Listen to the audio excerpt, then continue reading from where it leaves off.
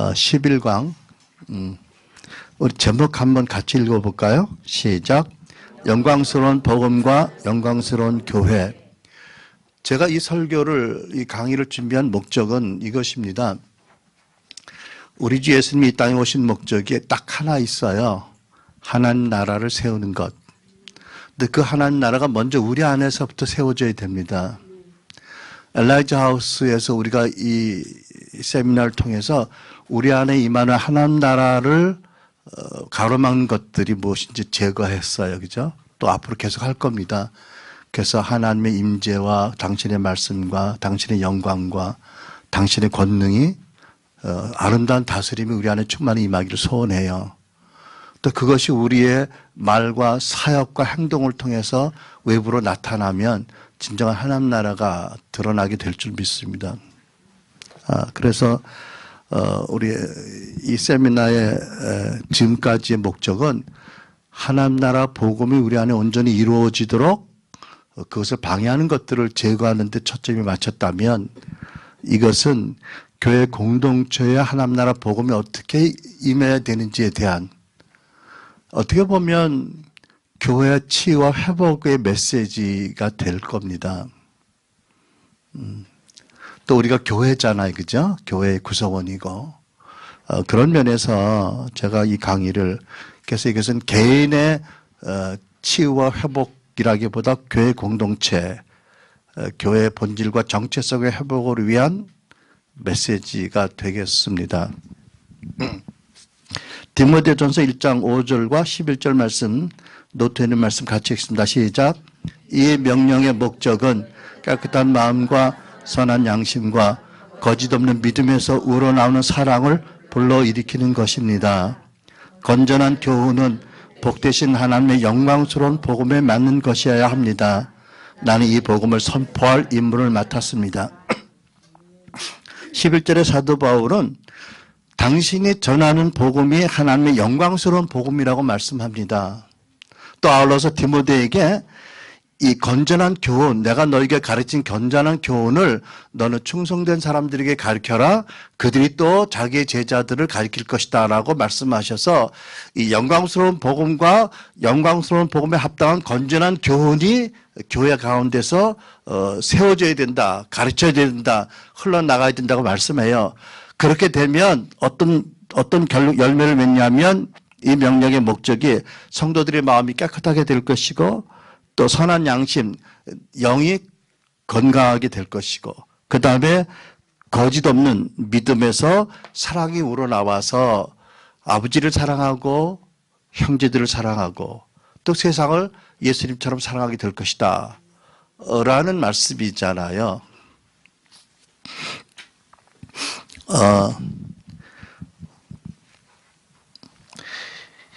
우리는 하나님의 영광스러운 복음을 선포할 사명이 있고요. 우리는 영광스러운 복음에 합당한 교훈을 가르칠 사명이 있어요. 이제 그것으로 해서 제가 디모데서를 보니까 어떤 선생들을 금지시켜서 허탄한 가르침을 전하지 못하게 하라고 말씀하셨어요. 그죠? 성도들이 진리가 아닌 곳에 마음을 빼앗기지 못하게 해라. 진리가 아닌 것을 빼앗기면 영광스러운 복음이 설 자리도 없고 건전한 교훈을 서게 할 수도 없어요.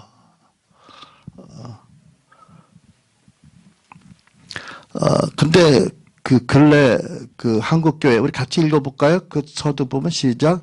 근래 한국교회가 복음과 교회의 본질을 이뤘다고 절규하고 자책하는 소리가 크게 들린다. 예수님을 믿는 신자들의 믿지 않은 마음을 회개케 하고 불신의 원인을 치유받고 변화시키고 성화되게 하는 사역을 위해서 시작한 한국 엘리야의 집이 믿고 전하는 복음은 무엇인가? 근데 잠깐 설명할 게 있어요. 사실 이거는 한국 엘리야의 집의 교훈이에요.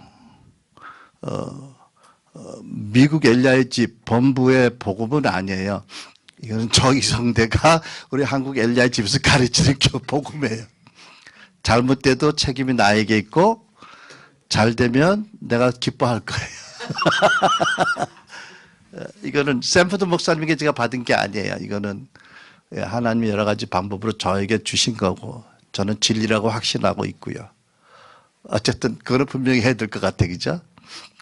우리 세미나의 대부분은 미국 엘라이자 하우스의 티칭 그대로예요. 간증을 빼놓고. 그래서 우리가 저희들끼리는 이 강의안을 풀로 이렇게 공유하고 있거든요. 그러니까 여러분들이 누구를 초청해도 아마 저하고 비슷한 노트로 가지고 설교를 할 거고 가르치고 사역할 거예요. 사역은 뭐 나보다 훨씬 잘하지만 아무튼 이 강의 노트는 주로 제가 만들고 같이 회람한 거예요. 아무튼 근데 이 관은 이게 미국 엘라이자 하우스 티칭이 아니고 저는 이성대 목사에게 주신 은혜를 나누는 거니까 저작권을 하나님께 있고 나는 그 보고권이 있어요. 이거로 확실히 했으면 좋겠어, 그죠? 자, 계속합니다. 말세에 초대교회의 거룩과 권능이 회복되는 영광스러운 교회가 나타날 수 있을까? 이 도전적인 질문에 대한 저의 답변과 고백을 여기에 정리해 보는 거예요. 여러분 잘 이해하시기 바라고요.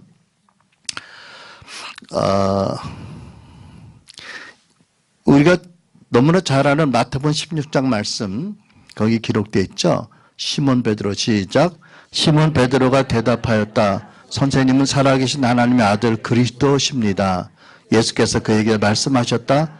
시몬 바요나야 너는 복이 있다. 너에게 이것을 알려주신 분은 사람이 아니라 하늘에 계신 나의 아버지시다. 나도 너에게 말한다. 너는 베드로다. 나는 이 반석 위에다가 내 교회를 세우겠다. 죽음의 세력이 그것을 이기지 못할 것이다. 내가 너에게 하늘나라의 열쇠를 주겠다. 내가 무엇이든지 땅에서 매면 하늘에서도 매일 것이요 땅에서 풀면 하늘에서도 풀릴 것이다. 아멘. 여러분 우리가 너무나 잘 아시는 것처럼 이 말씀은 베드로의 신앙 고백 위에 예수님께서 친히 당신의 교회를 당신이 세우시겠다는 말씀이에요. 근데 처음에 이 성경 읽을 때 이해 안 된 부분이 있었어요. 이 바로 다음에 그제서야 비로소 예루살렘에 올라가서 장로들과 이렇게 버림을 당하고 죽임당하고 말씀하셨거든요. 그러니까 이제 곧 십자가에서 돌아갈 것을 아시는 분께서 뭐라고 말씀하시냐면 내가 내 교회를 세우신대요. 그래서 내 질문이 how? 어떻게? 이제 돌아가시고 승천하실 텐데 어떻게? 당신의 교회를 세워. 내 생각에는 베드로야 네가 내 교회를 세워라 이러면 맞을 것 같아. 내 이성으로. 그렇죠? 근데 당신이 세우신대요. I will build my church예요. 내 교회를 내가 세우신다고요. 처음에 잘 이해가 안 됐어요. 근데 또 이해가 잘 안 된 게 있었던 게 지금 돌이켜보면 이 베드로의 신앙 고백이 예수님이 인정하시고 기뻐하셨지만 또 그것을 구원에 이르게 하는 분명한 신앙 고백이었지만 지금 생각하면 신앙 고백이 완전한 건 아니었어요. 틀린 건 아닌데 완전한 건 아니었다. 또 생각해보면 그럴 수밖에 없는 거예요. 왜? 예수께서 지금 공생의 도중이시거든요. 아직 십자가에서 죽으시지 않으셨고 부활하시기 전이고 승천하시기 전이고 하나님 보좌 우편에 하늘나라 보좌에 착자하시기 전이고 성령이 임하시기 전이잖아요. 그러니까 공생의 중간이니까 예수님의 존재에 대한 그분의 신분에 대한 고백이잖아. 그죠? 그건 맞는 거예요. 근데 이제 무슨 얘기냐면 나중에 성령이 강림하시고 오순절 역사가 일어나고 이제 성령께서 베드로와 사도 바울과 또 성경 기자들을 통해서 성경을 기록한 내용을 보면 요 신앙 고백만 계속 반복되는 건 아니더라고요. 분명히 이건 진리니까 예수님이 하나님과 본성이 같으신 분이고 그분이 메시아다. 이거는 진리예요. 근데 사도행전을 보거나 서신서를 보면 그것만 기록된 게 아니라 다른 복음의 다른 메시지들이 많이 있어요. 근데 사실 저는 이게 정답인 줄만 알았어. 근데 틀린 게 아니지만 완전한 건 아니었어. 완전한 풀 가스펠은 아니었어, 사실은. 여러분 이해가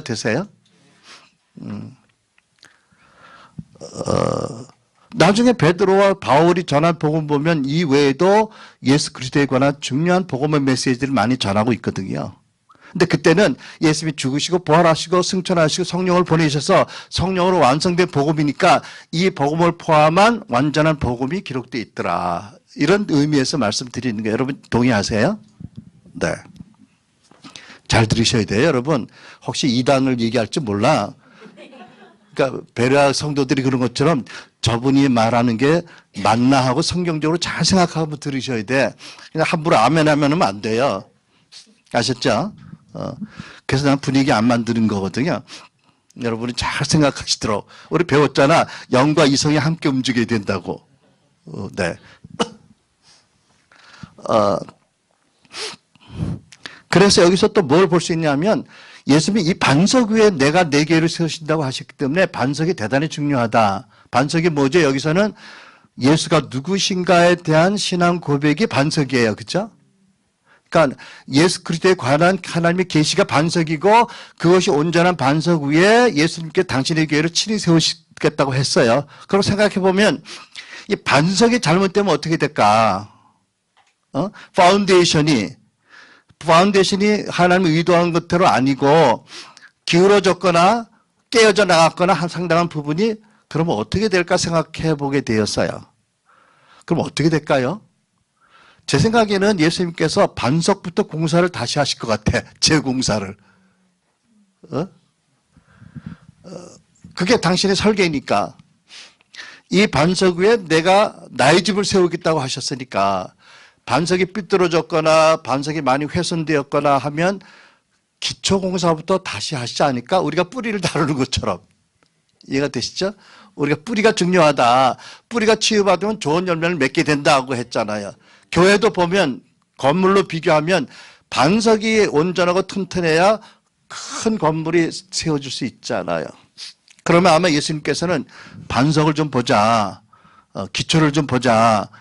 그리고 기초부터 다시 하실 것 같아요.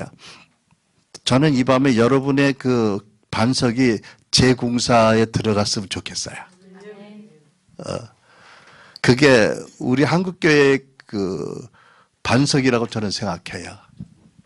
왜냐하면 제가 왜 그렇게 생각하냐면 그 작년 한 1년 반 전에 제가 신문을 통해서 접한 뉴스인데요. 그 소위 한국이 낳은 세계적인 신학자라는 플로신학교의 김아무개 교수가 두란노 북 콘서트라든가 이 집회에서 강의한 내용이 보도가 됐더라고요. 근데 그분이 뭐라고 말씀했냐면 그때를 읽어보면 전부는 아니지만 일부 한국교회가 오랫동안 건강과 부의 복음을 전했고 많은 교인들이 지금까지 제대로 된 복음을 배우지 못하고 거짓 복음으로 오도되었다 이렇게 하세요. 깜짝 놀랐어요. 와, 이렇게 담대하고 이렇게 무서운 말을 쉽게 할 수 있나. 근데 관심을 가지고 한참 봤는데 몇 달 지나도록 그게 틀렸다, 아니다, 한국교회는 그런 게 아니다 라고 하는 주장이 보도가 안 되더라고요. 그래서 생각하기를 이 사람 말이 맞나? 그러면 왜 아무 말도 안 하지? 그랬거든요. 그래서 야, 이게 맞는다면 큰일이다. 근데 또 한 번은 어디서 보니까 또 같은 왜 플로신학교의 한국 교수들이 그러는지 모르겠는데 플로신학교의 윤리학과 과장인 한국 목사님이 나는 잘 모르는데 사진으로 보니까 굉장히 점잖게 생기셨어요. 거기다 또 신학교 교수 중에 윤리학과 과장이면 더 윤리적일 거 아니겠어? 근데 그분이 뭐라고 얘기했냐면 한국교회는 현재 바벨론 포로로 끌려가던 그 왕과 같다. 눈안이 뽑히고 묶여있다. 무서운 얘기를 태어나게 하시는 것 같아요. 상당히 마음이 참 이상했어요. 근데 지난 부활절 날 중앙일보에 부활절 특집 기사가 크게 났더라고요. 근데 그 인터뷰하신 분이 WLA 학장님 형님이세요. 근데 나 왜 기독교 교계에서 그런 단어를 쓰는지 이해가 안 되는데, 4인방, 4인방이 뭐야? 중국 공산당 4인방 같아. 한국 기독교에 뭐 4인방이 있대. 근데 죄송하지만, 뭐, 옥하는 뭐, 이동원, 뭐, 하영조, 그리고 이분, 홍정길, 이분이 4인방이래. 근데 내가 얘기했죠. 유명한 사람하고 나하고 아무 상관이 없다고. 열등할 것도 없고, 그분들을 비판할 것도 없고, 그분들을 존중해야 된다고 생각해요. 근데 어쨌든, 그분이 뭐라고 했냐면, 뭐, 다른 얘기는 비판하는 것도 안 할 거고요. 이 얘기를 여러분에게 그분의 말씀을 인용하면, 한국교회는 구원의 반쪽만 가르쳤고, 복음의 본질은 사라지고, 자기 위안의 종교만 남았다. 깜짝 놀랐어요. 아니, 복음의 본질이 사라지면 교회의 정체성은 어떻게 됐으며, 우린 과연 누군가, 무언가, 존경받는 그분들이 그렇게 얘기했다면. 근데 우리끼리 얘기인데, 내 생각나는 생각이 많았는데, 그 중에 하나만 나누면, 또 어떻게 이렇게 은퇴를 했지? 내 얘기는, 복음의 본질이 사라졌다고 그러면 본질을 찾기 위해서 뭐 쟁투하듯이 뭐 노력을 현저히 했거나 방안이 없으면 그냥 은퇴가 아니라 그냥 사퇴를 해야지. 중간에 사표를 냈어야지. 어떻게 은퇴를 다 한 다음에 이런 얘기를 하지? 그건 내 개인적인 생각이에요. 왜냐하면 나는 미국 교회에서 어떤 분을 봤냐면, 그분이 맞고 이분이 틀리다는 건 아닌데, 그 프랜시스 찬이라는 그 복음지의 중국 계통의 목사님 계세요. 근데 그분은 그 캘리포니아에서 한 3,000명 되는 목회를, 5,000명인가 목회를 하다가 어느 날 교회 본질을 추구하다가, 아, 이건 아니다. 틀렸다는 건 아니지만 이거는 아니다. 내게는. 그래서 그 교회를 떠나서 다른 지역에 가서 가정교회를 시작을 했더라고. 상당히 유명한 분이고 굉장히 그 미국 복음주의 안에서 유력한 분이세요.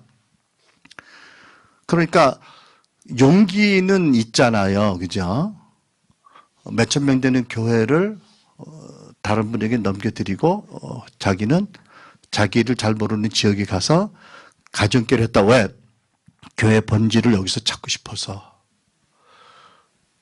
그 상당한 그 도전이잖아요. 또 하나는 내가 아는 그 좌나는 목사님 여러분도 아시잖아요. 몇 년 전에 그 대전에 와서 집회하실 때 내가 통역도 하고 그래서 이제 좌나는 목사님과 같이 교제할 시간이 있었거든요. 근데 내가 물어봤어. 목사님 교회 좀 어때요? 그랬더니 아, 나는 은퇴했고요. 우리 부목사가 이제 담임 목사가 되었고요. 뭐 이제 이렇게 얘기하시더라고. 그러면서 우리 교회가 캠퍼스가 9개가 있대. 예배 처소가 9개 있다는 게 토론토 지역에, 메트로 토론토에.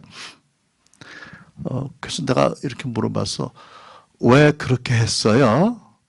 왜 9개로 나눴어요? 분산했어요? 하나의 큰 교로 만들면 안 돼요? 이제 이렇게 물어봤어. 그리고 또 물어보기를, 그러면 당신이 설교하고 그 예배를 다 설교 메시지를 이렇게 인터넷이나 방송으로 송출하나요? 그랬더니 아니래. 나는 은퇴했기 때문에 본부교회도 내가 안 하고 주로 우리 그 후임 목사님이 하고 아들 같은 자기는 가끔 몇 달에 한 번씩 그 지교회를 방문해서 설교를 한대. 그러더니 나한테 이렇게 얘기하대요. 너 한번 생각해봐. 우리가 바라는 부흥이 오면 얼마나 많은 집회가 계속 이어지겠어? 그럴 때 큰 한 교회에서 준비된 설교자, 찬양팀, 기도사역팀들이 맡아서 잘 오래 끌고 가겠니? 아니면 9개 교회에서 준비된 설교자들, 찬양팀들, 기도사역팀들이 번갈아 가면서 부흥을 끌고 갈 수 있겠니? 어떻게 더 효과적이겠니? 근데 나 깜짝 놀랐어요. 아, 이 사람은 정말 부흥을 믿는구나. 그래서 구체적으로 믿음으로 행동을 하고 있구나. 저는 그런 경우를 봤으니까 이제 그런 질문이 나오는 거예요. 아니, 목사가 복음 전하는 목사가 복음의 본질을 잃어버렸다면 처절하게 기도 중에 은혜를 구하고 왜 무엇을 어떻게 잊어버린지를 알고 회복하도록 했어야 되지 않을까? 물론 하셨을지도 몰라요. 근데 이제 하여튼 보도상으로는 안 되니까 그게 나는 좀 이제 그 수수께끼 같은 그런 생각이 들더라고요. 근데 나는 그 김세훈 박사의 소위 부와 건강의 복음이 거짓 복음이라는 주장에 동의는 안 해요. 제가 보기에는 그건 좀 과격한 표현 같아요. 하지만 제가 무엇을 깨닫게 되냐면, 이분들이 이런 메시지가 성령의 음성일 수 있다. 교회 있는 자들은 성령께서 교회에 가신 음성을 들으라고 하시는데, 한국교회 복음의 위기다, 또는 한국교회 복음의 본질을 사실 잊어버렸다, 복음을 회복해야 된다라는 메시지가 아닐까라는 그런 감동을 받았어요. 그래서 이제 이런 메시지가 준비가 된 거예요. 자, 여러분 질문할게요. 여러분들이 만약 교인들이나 주변에 잘 믿는 크리스찬들에게 복음이 뭐예요? 당신이 전하는 복음이 뭐예요? 라고 물으면 뭐라고 대답할까요?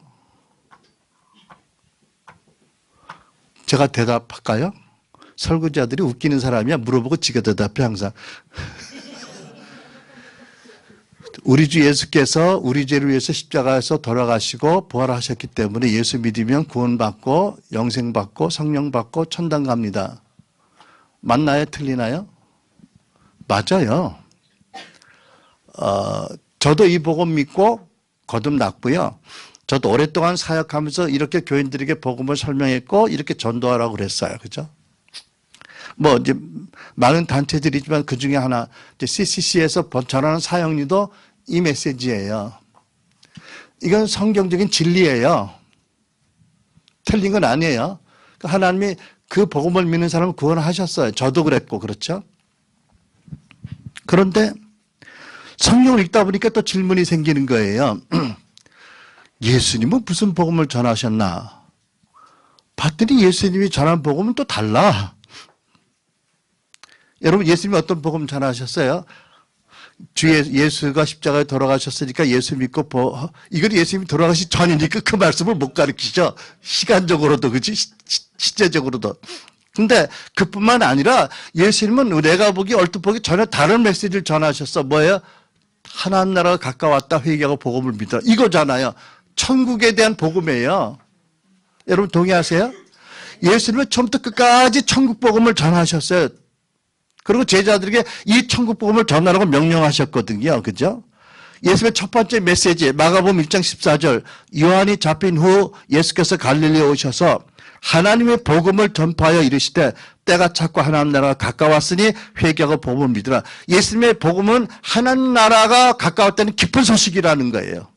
복음이 기쁜 소식이잖아요. 어떤 기쁜 소식이야? 하나님 나라가 가까웠다. 이제 도래하고 있다. 내 안에서 이미 나를 통해서 하나님 나라가 임하고 있다는 거예요. 기뻐하라는 거지요. 그리고 제자들에게도 이 복음 전하라고 명령하셨고 가는 곳마다 천국 복음 하나님 나라 복음을 전하셨어요. 누가복음 9장 1절 2절 보면 예수께서 그 12를 불러 모으시고 그들에게 모든 귀신을 제어하고 병을 고치는 능력과 권능을 주셨다. 그리고 하나님 나라를 선포하며 병든 사람들을 고쳐주라고 그들을 내보내셨다. 근데 오늘날 교회가 이 복음 안 전하더라고요. 나부터도. 병 고치란 말도 입 밖에도 안 꺼내요. 귀신 쫓으란 말도 안 해요. 그리고 우리는 주로 구원의 복음이라 말하는 아까 제가 얘기한 구세주 예수께서 우리를 위해서 십자가의 대속의 죽음을 죽으셨으므로 그분이 부활하셨고 믿으면 우리가 죄사함 받고 구원받고 천국 간다는 이 복음의 원사이드를 열심히 전해왔어요. 그죠? 원사이드에 그죠? 한 부분이에요. 뭐 가장 중요한 부분이라고 할 수 있지만 하여튼 내가 보기에 그림으로 그리면 그림 중에 한 절반 정도 된다고 할까요? 많이 해서 양쪽으로 생각. 절반을 열심히 전했고 나머지 절반은 안 전하고 있었어요. 모르겠어요. 여러분들은 다 안 그러신지 몰라도 나는 내가 보기엔 그랬어. 나도 그랬고요. 그런데 그것을 소위 구원의 복음, 화해의 복음이라 한다면 우리는 구원의 복음과 화해의 복음을 열심히 전했거든요. 그런데 또 서신서를 보니까 또 사도행전의 베드로의 설교와 사도 바울의 설교를 보니까 또 다른 메시지들이 많이 있는 거예요. 우리는 그것을 사도적 복음이라고 이름을 붙였어요. 사도들이 성령으로 하나님의 계시가 완성된 복음을 전했다. 그래서 사도적 복음이라고 하거든요. 사도적 복음의 내용을 보면 베드로가 가이사랴 빌립보에서 고백한 내용은 물론 포함되어 있지만 예수께서 이 땅에 하나님 나라를 이루시기 위해서 무엇을 하셨다는 내용을 강조를 하고 있어요. 그게 십자가에 죽으심, 부활, 모든 이름 위에 높임을 받으심, 아버지 보좌 우편에 착장하심, 아버지께 성령을 받아서 계속 성령을 부어주심, 그리고 다시 오심이에요. 6가지 복음의 핵심을 굉장히 균형 있게 강조를 하더라고요. 그러니까 이게 뭔지를 우리가 알아야 될 필요가 있지 않겠어요? 왜 예수님은 천국 복음을 전하셨는데 사도들은 왜 사도적 복음을 전했고 우리는 왜 구원의 복음만 전하고 있는지. 그러면 이것이 교회가 세워질 기초 반석인데 과연 이 반석이 온전한 것인지. 혹시 한국교회에 여러 가지 지적하는 문제들이 있고 아픔이 있다면 혹시 기초공사가 부실해서 그런 건 아닌지라는 생각이 자꾸 드는 거지요. 여러분 제가 이 자리에 서게 된 이유가 뭔지 아세요? 제가 말씀드렸죠. 그냥 무지막지한 죄인으로 살다가 하나님 엄청난 은혜를 받아가지고 이제 헌신을 해서 제가 이제 첫 임지는 서울 개봉동에서 이제 한 3년 목회를 하다가 우리 교단에서 선교사로 파송해서 이제 나는 참 그 감사할 일인지 죄송한 토론토라는 좋은 도시로 선교사로 나갔어요. 거기서 교회를 개척했거든요. 근데 은혜가 참 많았었어요. 왜냐하면 나는 내가 어떤 죄인인 줄 알아. 뭐 누가 말해도 난 알아. 나는 죄인의 괴수야. 근데 하나님이 나를 얼마나 사랑하는지도 또 알아. 그러다 보니까는 설교는 미숙한데 은혜가 있었나 봐. 그래가지고 개척하는데 언제부턴가 교인들이 많이 울기 시작을 해. 그래가지고 한때는 축도 마치고 밖에 나가서 나오는 교인들을 이제 악수하려고 그러는데 안 나오는 딸이 수트로 많아. 그래서 이 인간들이 뭐하나 하고 다시 예배실에 들어가 보면 앉아있어. 그리고 주룩주룩 눈물을 흘리는 날이 많더라고. 참 이상하다. 그때 그 설교를 녹음을 해놨어야 되는데. 그랬더니 우리 애들이 아빠가 설교를 너무 잘하는 줄 알아. 그들이 가끔 그래. 아빠 너무 설교 잘해서 교인들이 늘 울었잖아. 뭐 이러고. 근데 그런 것 같지는 않아. 그때 우리 치열하게 부부싸움 했지. 그리고 우리 교회 갈 때마다 어떤 사람은 여기 좀 내려달라고 저 교회 가고 싶다고 그랬지. 우리 딸년들이 그랬고 우리 아들이 그랬는데 또 누구도 그랬지. 그때 휴대폰이 없어서 다행이지 있었으면 내가 숱하게 교회 안 갔을 것 같아. 아프다고 거짓말하고 전도사님 보고 설교하라고 그러고. 근데 다행인지 불행인지 휴대폰이 없어서 그때는 가야 돼. 가면 강제성에 꿇어 앉으면 눈물밖에 안 나와. 우리 와이프의 말에 의하면 너는 절대 사랑은 설교하면 안 돼. 알았지? 너 사랑 설교면 내가 그 다음날 올라갈 거야. 아니 여러분 잘못 오해하지 마세요. 저 사람이 잘못한 게 내가 잘못한 거라고. 그건 내 문제였거든요. 그런데 아무리 양심이 무뎌도 그렇지. 그러고 교회를 가서 이렇게 무릎 꿇으면 왜 안타깝지 않겠어요, 그죠? 주야, 그냥 나오는 게 눈물도 별로 없어. 너무 독해가지고. 그러고 올라가면 하늘이 열려. 그래서 내가 알아. 은혜 받은 목사들 첫째 부부싸움 엄청 하는구나.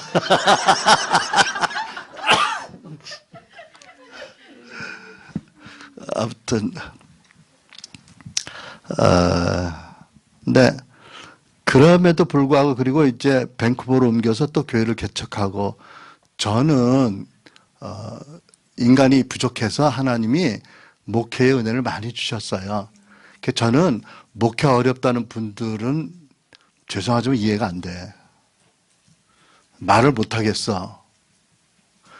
너무 은혜를 많이 주셔서.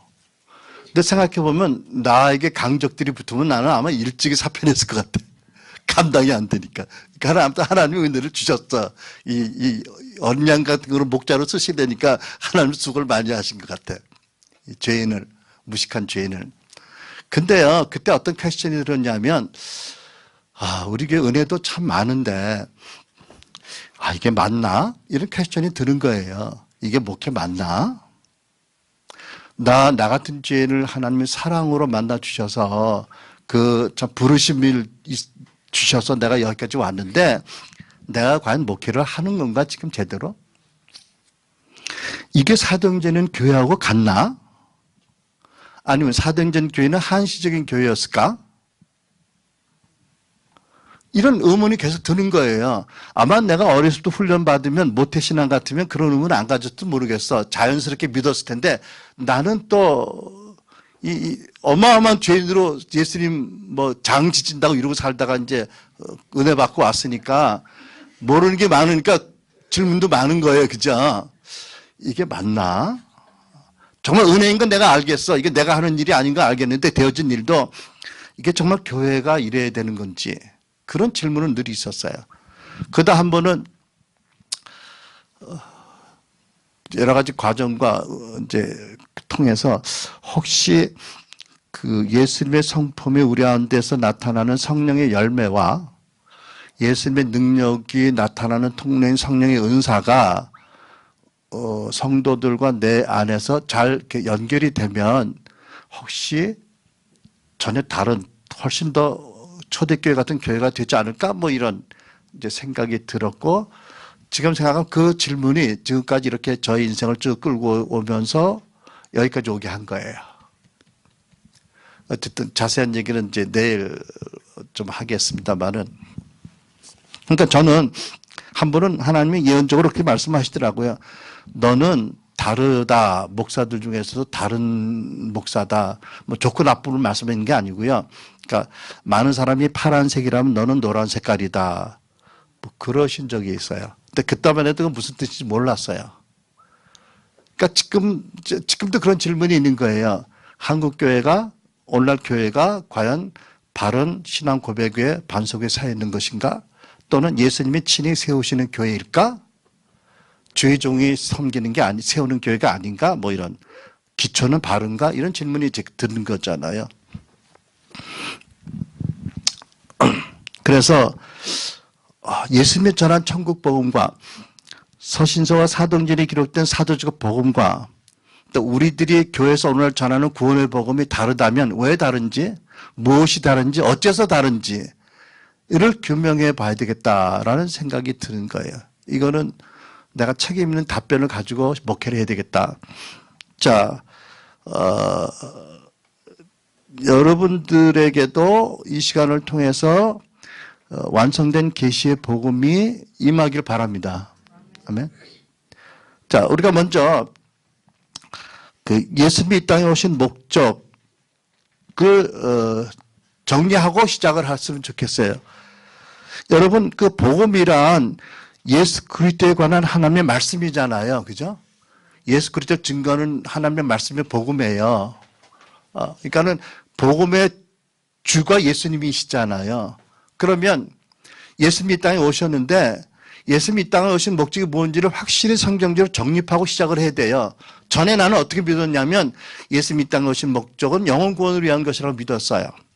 또 복음을 전하는 것이라고 믿었어요. 근데 지금은 더 이상 그렇게 안 믿어요. 그게 틀린 게 아니라 부분적이었어요.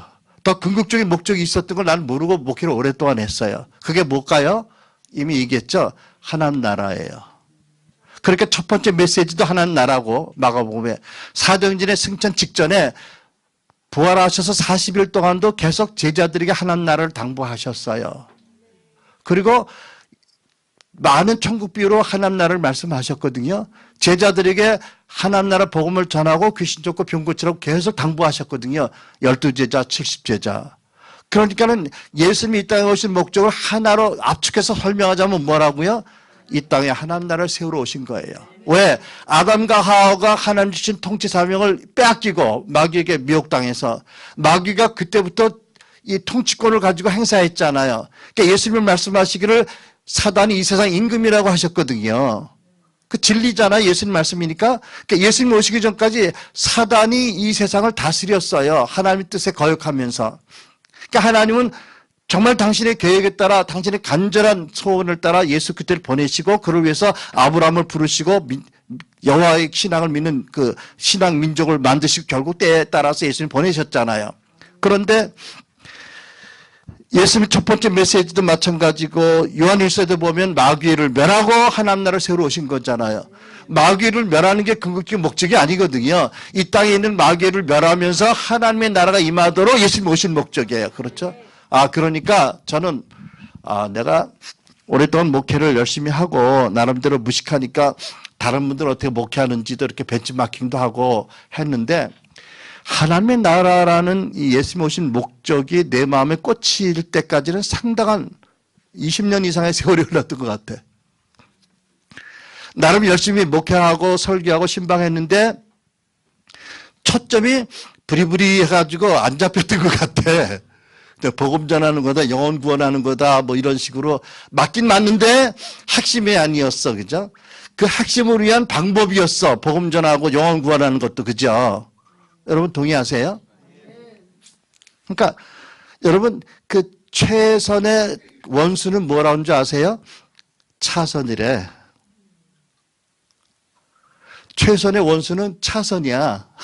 그러니까 어떻게 보면 나는 목회를 하면서 주님의 가장 지구한 목적보다도 그것을 이루는 수단을 목적 삼아서 했어요.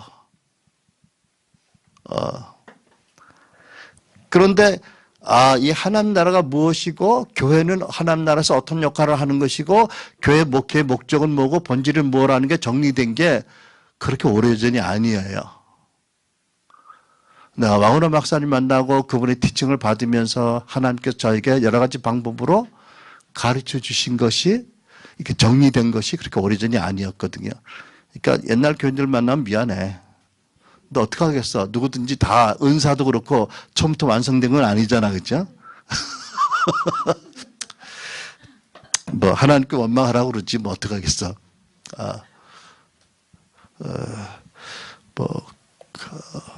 근데 하나님의 나라가 무엇인가? 우선 예수님이 이 땅에 오신 목적이 하나님 나라다. 그런데 하나님 나라의 성격이 무엇인지를 주기도문으로 예수님이 가르치셨어요. 거기 주기도문 말씀 있잖아요. 마태복음 6장 10절 말씀 노트에 여러분 같이 쓴다. 시작 다 하시지만 나라가 임하옵시며 뜻이 하늘에서 이루어진 것 같이도 땅에서 이루어지이다.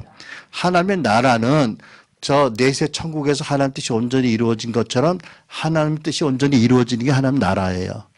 하나님의 다스림을 믿음으로 적극적으로 받아들이는 것. 그것이 하나님 나라잖아요. 그죠? 그런데 이 하나님 나라는 하나님의 다스림, 하나님의 통치인데 결국 하나님의 임재, 하나님의 말씀 이게 다 포함된 것이 하나님 나라잖아요. 그죠? 물론 하나님의 백성도 있고 하나님의 법이 있고 뭐 말씀이 있고 이것이 하나님 나라를 구성하는 요소들이잖아요. 물론 하나님 나라의 한 큰 부분은 저 내세 천국이 있어요. 그죠? 그러니까 내세 천국과 현세 임하는 이 하나님 나라를 통틀어서 우리는 하나님 나라로 부를 수 있는 거지요. 근데 오늘 강의는 주로 이 땅에 임하는 나라의 포커스를 맞춰서 강의를 하는 거예요. 자, 그러니까 하나님 나라는 하나님의 말씀과 하나님의 임재와 하나님의 인도하심과 성령의 다스리심, 뭐 은혜와 진리가 포함된 것을 우리가 하나님 나라라고 규정을 하자고요. 근데 이 하나님 나라는 하나님의 복음으로 명확히 말로 전해져야 되고요. 이 하나님 나라는 예수님처럼 치유와 축사와 표적으로 사람들이 경험할 수 있도록 나타나야 되고요.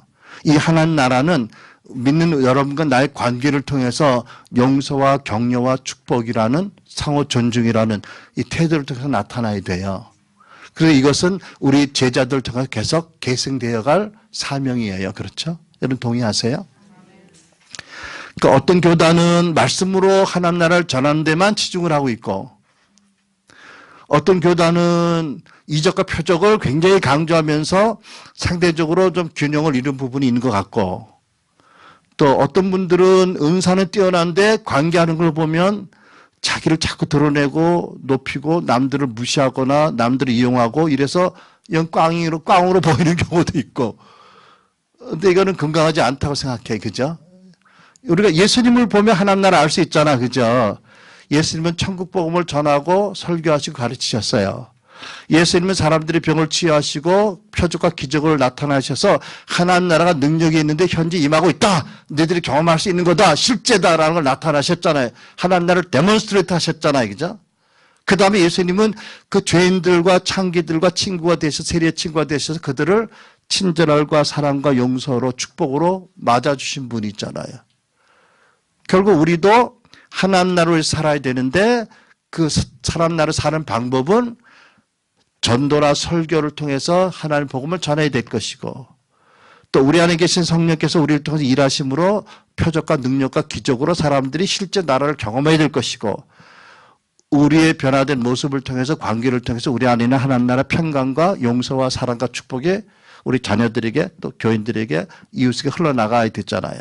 그리고 또 지상대명에 따라서 내가 가르친 모든 것을 가르쳐 행하게 하라는 말씀에 따라 제자들을 양육해야 될 거고요. 그리고 그 제자들이 또 자기 제자들을 양육해서 그 하나님 나라가 계속해서 이 땅에 세워지게 해야 되잖아요. 그렇죠?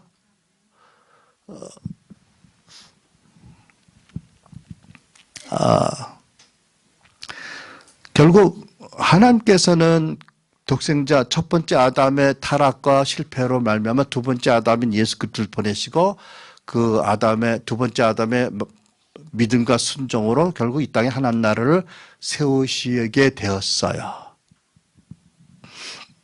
그래서 예수님의 그 사역의 본질, 목적은 하나님 나라예요. 근데 여러분 아세요? 복음서를 보면 하나님 나라 또는 유대인을 위해서 다른 용어로 쓴 천국이 127번 나오는데 교회가 몇 번 나오는 줄 아세요? 복음서에? 딱 2번. 그래서 내 생각에는 하나님 나라의 중요성과 교회의 중요성은 127대 2다. 근데 우리는 하나님 나라 교회의 중요성을 숫자로 비하면 하나님 나라 1대 교회는 100이다. 뭐 그렇진 않겠지만 이제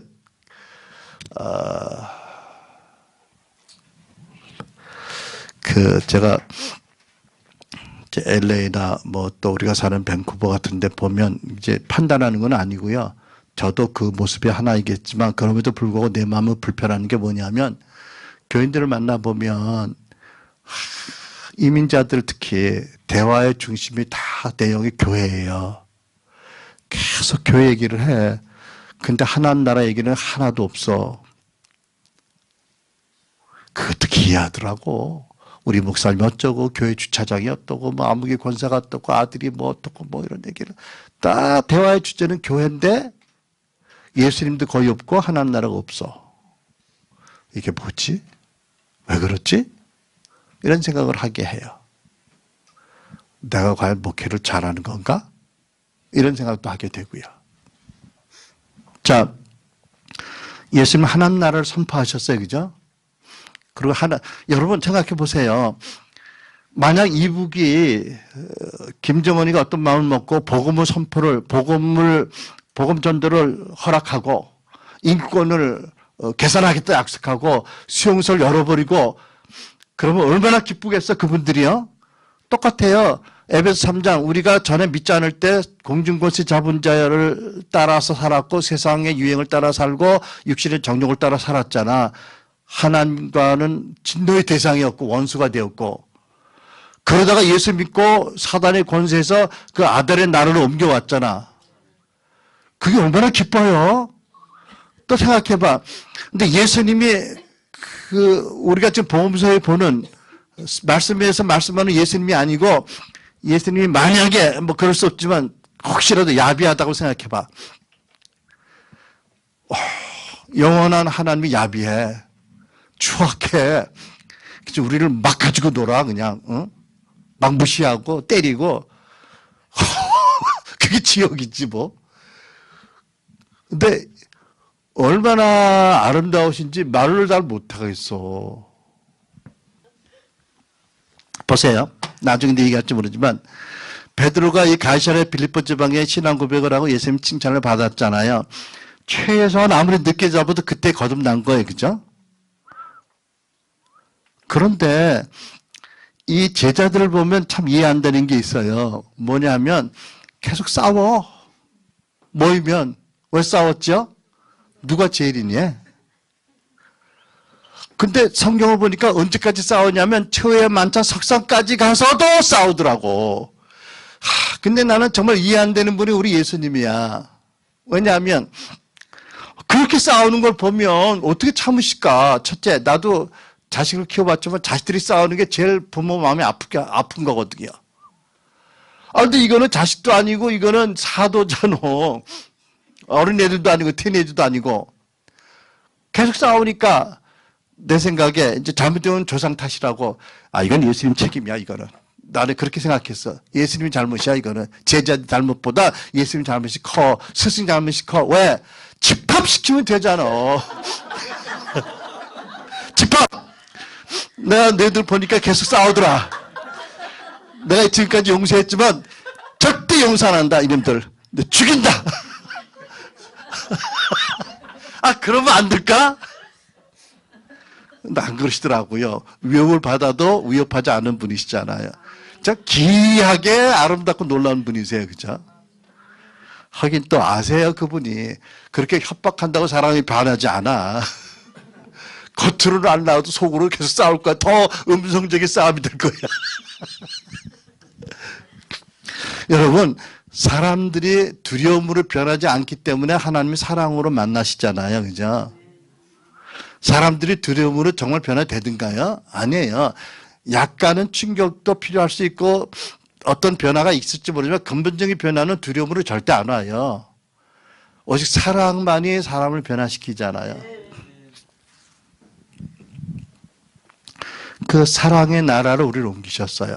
그 나라를 세우러 이 땅에 오시고 공생에 사역하시고 십자가 못 박아 저주와 수치와 고통을 대신 받으시고 부활 승천하시고 성령을 보내셨어요. 자, 이게 베드로와 사도 바울이 전한 사도적 복음의 핵심이에요. 제가 요약해서 말씀드리면 노트 자세히 드렸으니까 여러분 나중에 관심 있으면 가서 읽어보시고요. 베드로가 한 번 설교에 3,000명이 회개했잖아요. 남자만. 또 고넬료 집에 가서 이방인들에게 처음 복음 전하고 이방인들에게 성령이 임해서 다 예언하고 방언했잖아요. 그때 무슨 설교를 했을까가 굉장히 중요한 거예요. 근데 놀랍게도 십자가가 가장 중요하다고 우리는 배워왔는데 십자가만 전한 게 아니더라고요. 심지어 왜 돌아가셨는지 설명도 안 해. 나무에 달려 돌아가셨대, 부활하셨대. 그리고 승천하셨대. 하나님 이분을 제사장으로 정하셨대. 그러니까 예수님이 하나님 나라에서 무엇 하셨는지를 조목조목 십자가만이 아니고 십자가와 부활과 높임 받으심과 또 뭐 성령을 보내심 또는 하나님이 다시 오직 재판대 정하심 이 대목을 균형 있게 전했더라고요. 근데 그 메시지 믿고 사람들이 3,000명이거나 한 자리에 변화되고 구원받더라고요. 그래서 깨달은 게 뭐냐면 또 서신서를 보면 그렇잖아요. 서신서에 복음을 잘 설명하고 있는데 십자가를 굉장히 강조했지만 사도 바울은 동시에 부활도 강조했거든요. 근데 우리는 십자가가 너무 중요하니까 물론 더 알아야 되지만 거의 십자가 오리엔트된 믿음이에요. 십자가 중심이에요. 그러니까 어떻게 보면 우리 복음이 십자가에 머물러 있어요. 부활로 못 갔어. 다른 말로 말하면 여러분 천사가 아기 예수 나신 밤에 목종들에게 전한 메시지가 복음의 핵심이잖아요. 천사들은 복음을 제대로 전했더라고. 내가 보기에, 내가 판단할 건 아니지만 내가 분별하기에. 메시아가 오셨는데 그가 세비어와 왕이래. 이게 최소한도 축약을 해도 이 복음이 가장 축약판이에요. 그분이 구약에 기름 부음 받은 세 가지 기름을 다 받은 왕과 제사장과 선지자 그 메시아 유대인들이 이렇게 기다리는 메시아인데 그분이 인류를 죄에서 구한 구세주고 그분이 왕이래요. 뭘 왕이에요? 하나님 나라 왕이에요. 그러니까 보세요. 이 사도적 복음의 기둥이 십자가의 죽으심, 대속적인 죽으심, 부활하심, 그리고 모든 이름과 모든 권세의 높임을 받으심, 그리고 아버지 보좌 옆에 하나님 나라 왕의 자리에 착좌하심, 그리고 아버지로부터 성령을 받아 계속 성령을 부어주시고 성령으로 나라를 다스리심, 다시 오심이에요. 무슨 얘기냐면 우리 이제까지 부활을 어떻게 설명하는 분들이 있냐면 예수님 부활은 십자가 죽으심의 진짜였다는 증거래. 근데 십자가도 그만큼 중요하거든요. 꼭 십자가를 예수의 죽음의 진실성을 증명하는 그런 방편으로만 설교가 아니라고 생각하거든요. 높임 받으심은 이 땅에서 고난당한 아들에게 아버지가 준 보상인 것 같이 각계 사건에 어마어마한 그 영적인 의미가 있는데 그걸 다 십자가를 서포트하는 성경으로만 해석을 하니까 물론 의도가 나쁜 건 아닌데 결론적으로 어떤 결론이 되었냐면 라우디아 교회가 됐다고 생각해요. 나는요. 보세요. 에베소서 보면 하나님의 권능으로 성령으로 말미암아 너희 속 사람을 강건케 하옵시고 그 다음에 뜬금없이 믿음으로 말미암아 그리스도께서 너희 마음 안에 계시게 하옵시고 사랑의 터와 기초를 얘기하시고 뿌리를 얘기하시고 사랑의 높이와 길이와 넓이와 길이를 말씀하시고 그 다음에 아버지 모두 충만한 것 충만할지어다라고 하시거든요. 굉장히 삼위일체론적인 기도를 하시잖아요. 근데 그 기도를 하는 대상이 에베소 교회예요. 근데 에베소 교회를 보면 이미 십자가의 보혈로 하나님 안에서 가까워졌고 하나님 안에서 하나 교회 되었잖아요. 그 이상하지 않아요? 아니 이미 예수 안에서 보혈로 씻김 받고 거듭나서 교회인데 왜 뜬금없이 믿음으로 그리스도가 내 마음에 계시라고 해? 그러면 그 예수는 누구고 이 예수는 누구냐고요. 여러분 성경 읽을 때 좀 질문 좀 해봐요. 너무 순진하게 가만히 있지 말고. 한 번은 제가 밴쿠버에서 목회할 때 최한 목사님 초청해서 부흥회를 한 적이 있어요. 근데 그분이 기름 부심이 강하잖아. 첫날부터 뭐 난리가 났어 이제. 그래가지고 이제 기도 사역 마치고 내가 호텔에 모셔드리고 우리 집사람하고 애기들이 있으니까 그때 집이 차가 하나뿐이니까 교회를 이제 가족을 픽업하러 갔는데 늦은 시간이잖아요. 그 다음날 아침에 내가 식사도 같이 해야 되고 바쁜데 아직도 교인들이 남아있더라고. 그래서 웬일로 안 가고 있어요? 그랬더니 목사님 큰일 났어요. 뭐 붙었어요? 그래? 뭐가 붙어? 그랬더니 땅바닥에 붙었대. 누가 우리 집사 중에 하나가 땅에 붙었대. 안 떨어진대. 짜증나대. 집에 가야 되는데 붙긴 뭐가 붙어? 나도 처음 봤어 붙는 거를. 그랬더니 침례교에서 신앙생활 착실하다가 이제 이민 온 지 얼마 안 된 자매인데 정말 붙었더라고. 붙었대. 누워있어. 그래서 내가 남편 보고 좀 알아봐. 이렇게 해봤더니 목사님 안 들려요. 그러더라고. 남편이 못 믿고 뭐가 안 들려 해봐. 그랬더니 진짜 안 떨어지더라고. 그래서 정신이 차려졌어. 아, 이게 뭐가 있다. 이거 안 되겠다. 이거 억지로 하는 게 아니겠다 싶어서 그럼 어떡하나. 굉장히 사실은 좀 힘들어요. 나도 힘들잖아. 집회하면 강사보다 주차하는 목사님 더 힘들거든. 나 빨리 가 자야 돼. 그랬더니 자매가 저 권사님 가야 될 것 같아요. 가야 될 것 같다고 어떤 권사님을 가르쳐. 권사님 한 분이 그 자리에 있는 거예요. 근데 그 자리에 보니까는 우리 교회 장로님 내외, 전도사 내외, 그 집사 내외, 그리고 한 분 권사님이 이분이 영적 센스가 있는 분이야. 이게 뭔가 수상하니까 안 가고 있어. 근데 자꾸 가야 될 거라고 그분이 그래. 내가 가시랬더니 안 가. 아, 이분이 굉장히 센스가 예민한 분이야. 근데 하여튼 보내셨어. 억지로 이제 잘 보내셨어. 그랬더니 그 집사가 하는 말이 목사님은 어떻게 해요? 뭘 어떻게 해요? 그랬더니 본 대로 말하래요. 들은 대로 하라는데 나 어떻게 해요? 그러니까 뭐 그때 무슨 선택의 여지가 있어? 빨리 가고 가야 되니까 얘기하세요. 첫 마디가 뭔지 아세요? 대언을 난 처음 봤어. 내가 이 교회, 이 밴쿠버 포돈 교회에 들어오고 싶은데 너희들이 나에게 룸을 안 준다. 그러세요. 룸이 공간이잖아. 자리에. 아니 조금 아까 최한 목사 집회 때 그 난리를 치신 분은 누구고 들어오고 싶은데 룸이 없다고 말하는 분도 누구야? 이게 그들이 그 다음에 말씀이 그 다음에 더 메시지가 충격적이야. 그런데 왜 너 목사하고 장로가 나란히 같이 안 있고 마주보고 서 있냐 그래요. 내 속으로 귀신 같다. 근데 말이 어폐가 있지 말이한테. 교인들은 몰랐는데 장로님이 믿음도 좋아, 돈도 많아, 얼굴도 잘생겼어. 그럼 내가 이 교회를 편안하게 목회하려면 장로를 내가 좀 잡아야 되겠는데 이분이 나한테 잡힐 뿐이야? 뭐로 보나? 그러니까 남들 모르게 계속 팽팽해요. 서로 관계가. 들켰구나. 그리고 깨달아진 게 뭔지 아세요? 예수님이 오셔야 되는데 리더들이 화목하지 않아서 못 들어오시는구나. 그리고 깨달아진 게 뭐냐면 아까 역사하신 분은 성령님이시고 지금 우리 교회에 들어오시고 싶은데 못 들어온다고 말씀하는 분은 예수님이시구나. 왜? 믿음으로 말미암아 주 예수께서 마음에 계시게 하시고 생각이 나는 게 말씀이. 그래서 우리가 회개했죠. 내가 체크북, 우리 수표책, 거기서 수표책을 월급 셀러리 수표책 주잖아. 전에 내가 했어. 잘못하면 장로가 나 월급 준다고 오해할까봐 안 돼. 내 수표를 내가 써. 그리고 내가 수표를 발행했거든. 근데 회개의 열매로 내가 수표책 여기 있어요. 장로님이 이제 내 월급 체크 만들어서 갖다 주세요. 이러고 이제 그러니까 권세를 이해한 거지요. 나름대로 회개의 열매로. 네.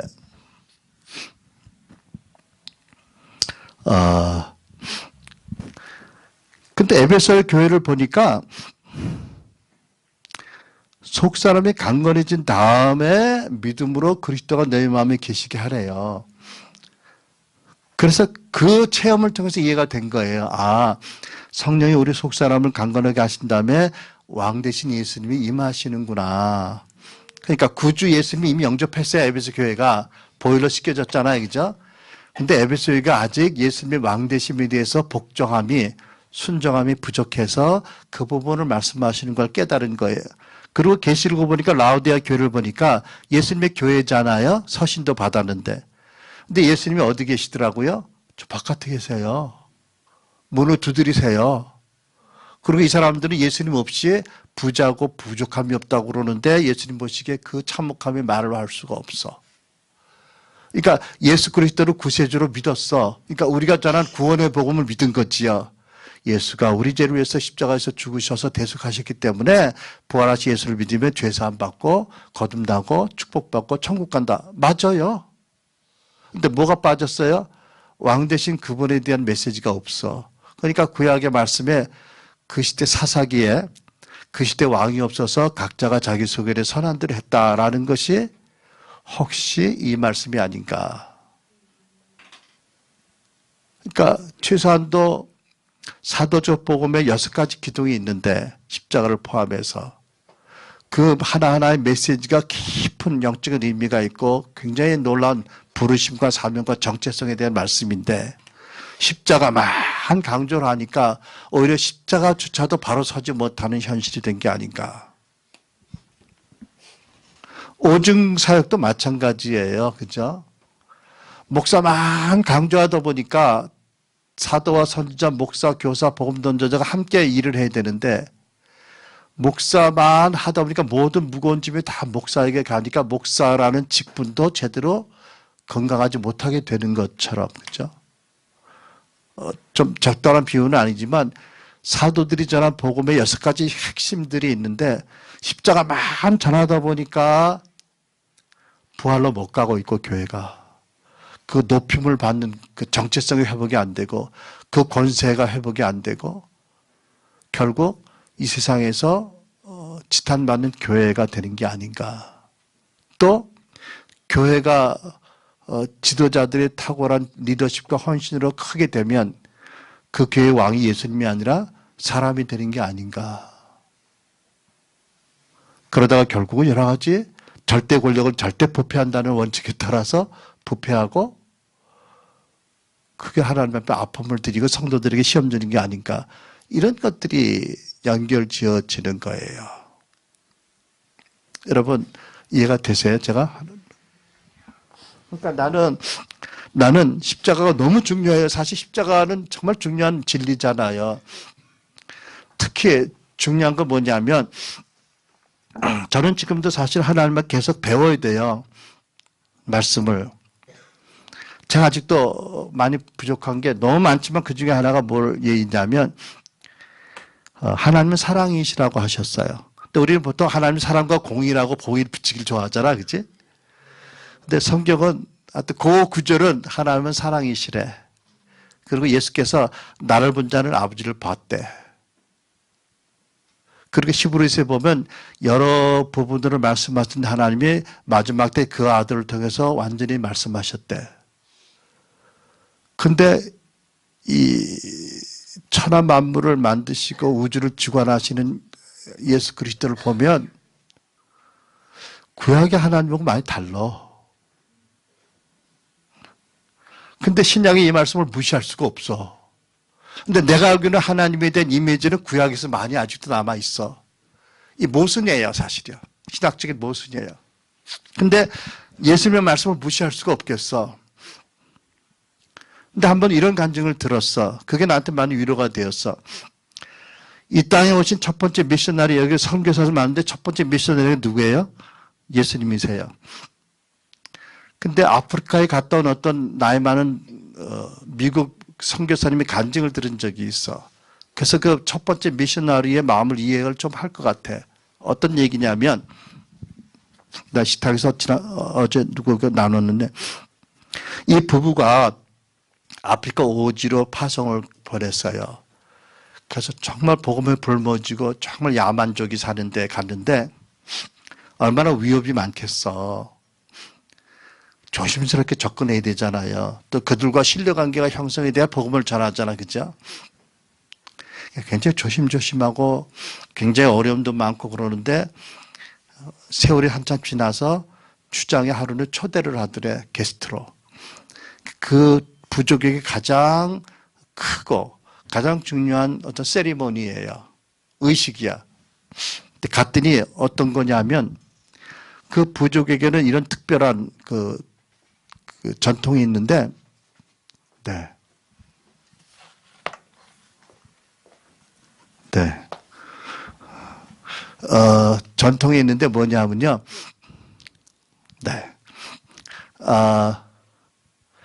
여자아이가 8살 내지 12살 되면 할례를 해. 근데 엄청 참혹하대요. 근데 그것은 오래된 전통이야. 이분들은 자랑스럽게 생각해요. 근데 영문 모르고 이제 신뢰관계가 형성이 돼서 우리를 초대 받아주나 싶어서 갔는데 그 끔찍한 모습을 보게 된 거예요. 얼마나 기절초풍하겠어요. 특히 사모님이요. 그냥 비명이 막 터져 나오는 곳에 이를 악물고 그냥 겨우 참은 거지요.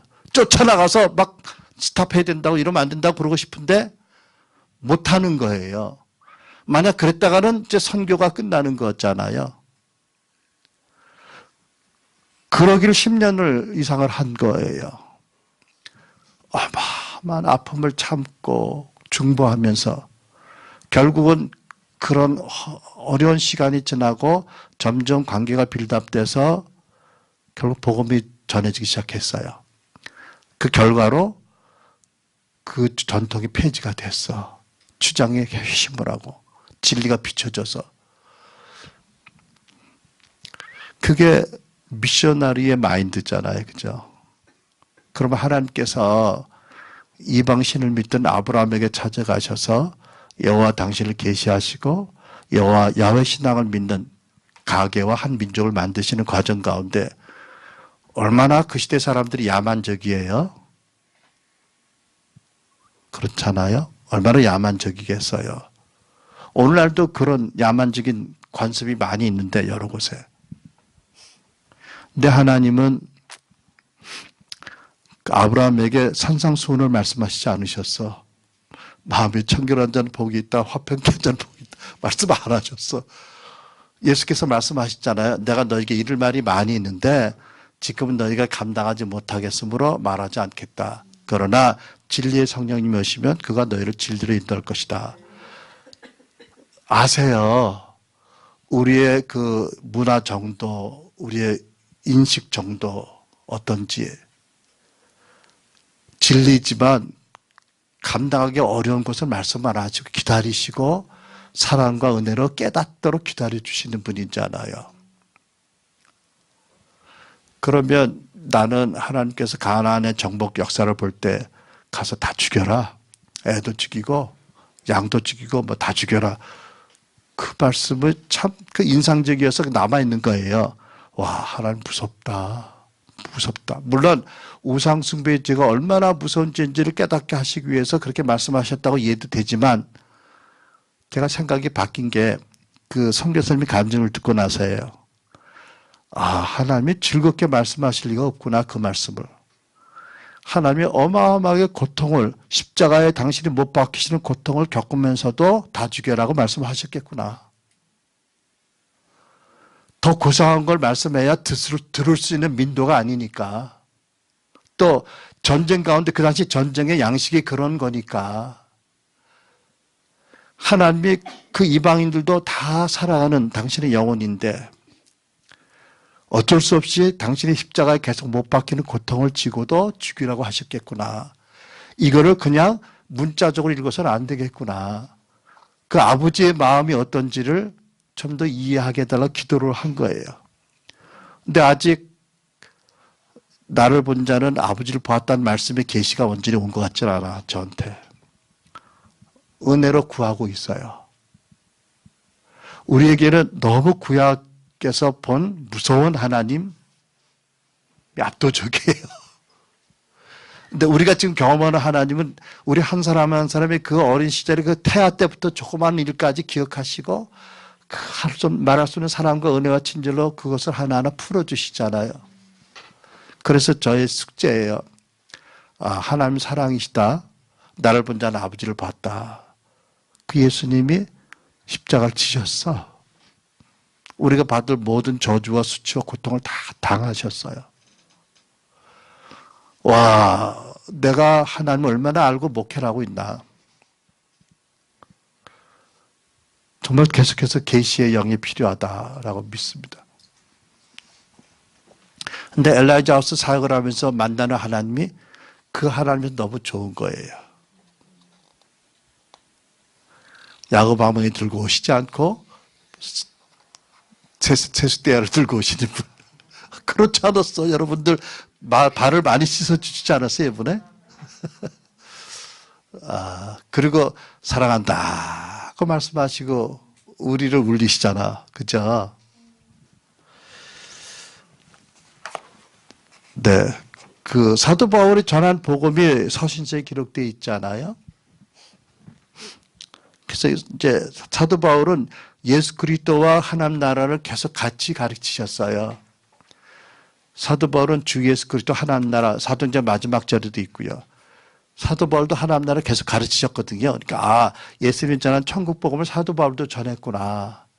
그 하나님 나라와 주 예수를 함께 전했구나. 이런 것들을 깨닫게 되는 거죠. 자, 결론적으로 여러분 그 3. 하나님의 영광스러운 복음과 신자의 영광스러운 정체성과 사명 보시겠습니다.